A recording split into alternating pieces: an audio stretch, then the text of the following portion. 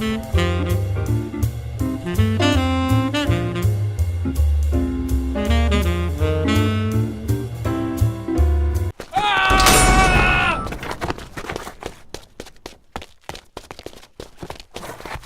ran Ronnie backwards along the dark corridor, the screw holding each arm, and reversed him into the padded cell.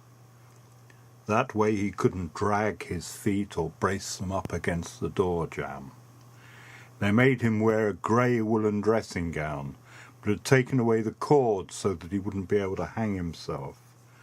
The gown fell open as they rushed him along, and he looked down at his own emaciated body.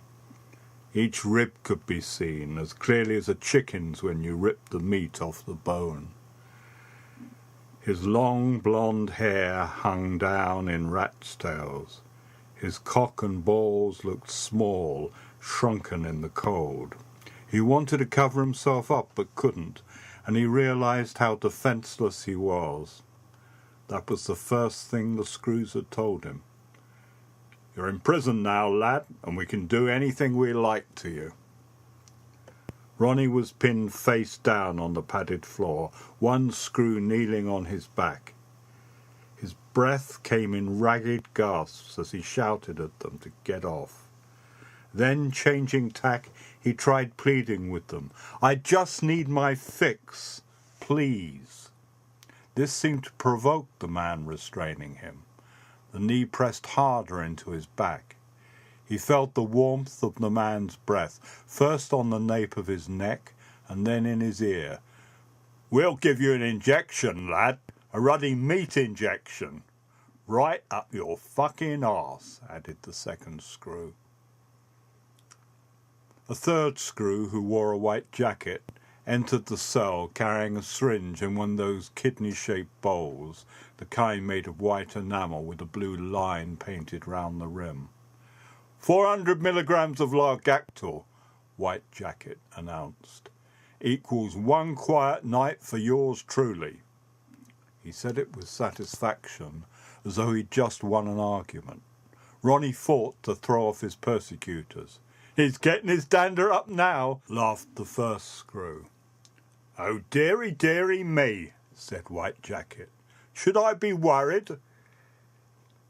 Ronnie smelt an alcohol swab and felt a large needle stab into his buttocks, the muscles slowly forced apart by the injection. Above him in the ceiling was a red light behind a steel mesh. It would stay on night and day, so that he would soon lose all sense of time.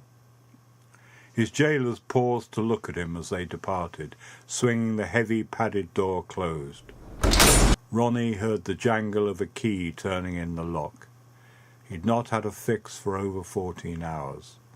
His feet felt as if they were immersed in icy water, and the chill was seeping up his legs, poised to invade the core of his body. His strength was ebbing away. Every limb felt flimsy, too weak to support his weight. He forced himself to stand. It was hard to walk on the padded floor.